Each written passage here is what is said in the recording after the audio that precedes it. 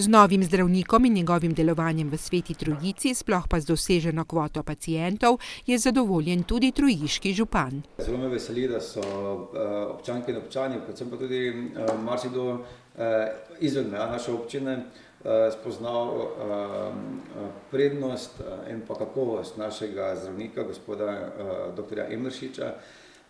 Mislim, da bomo s tem v tem trenutku je kvota, se pravi polovica programa polna, že smo zaprosili za dodatnega programa, se pravi, da se dejavnost širi na celoten program, kar bi pa omogočilo tudi, da bo naš zdravnik delal vseh 5 dni v tednu. Delo v ambulanti je po letu in pol na polno. Generacije načeloma so vse od 18 let naprej.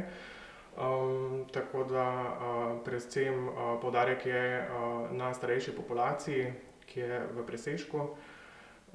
Tako da pri samih opredelitvah, se pravi pri pacientih, ki jih sprejemamo, se pravi ni določenih omejitev, razen tega, da so polnoletni in to je to. Epidemija je sicer vplivala na njegovo delo, a poudarja, da pacienti lahko pridejo v ambulanto. Mi se zelo trudimo, da čim več obravnav, se pravi samih pregledov, naredimo tudi fizično v sami ambulanti, seveda ob upoštevanju PCT pogojev. Same obravnave po sebi seveda so se spremenile.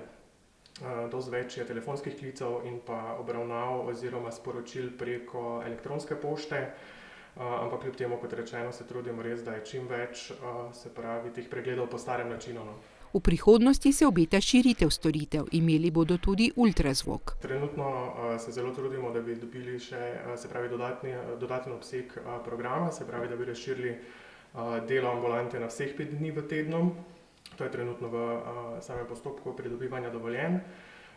Tako da smo zelo optimistično naravnani, da bo to uspelo.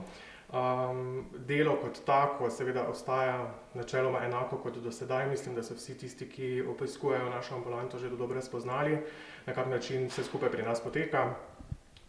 Tako da mislim, da odzivi so več kot odlični.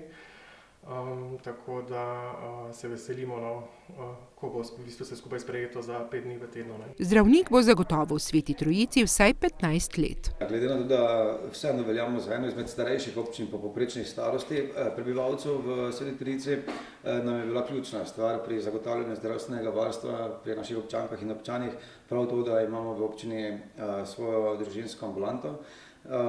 Veseli me, da je tudi dr. Emeršič prepoznal potencial in pa prednost dela v manjši občini.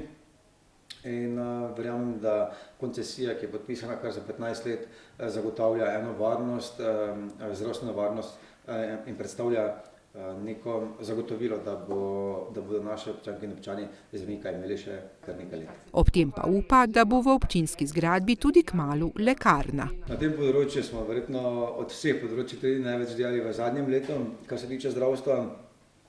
Seveda v tem trenutku je naša vloga ponovno na Ministrstvu za zdravje. Verjamem, da bomo uspešni, ker mislim, da dovolj korektno in konkretno predstavljamo stališča in dokazujemo, da je lekarna v naši občini nepotrebna. Ne nazadnje predvsem zato, da se obolelim in ostarelim ne bo treba več voziti po zdravila daleč v druge občine.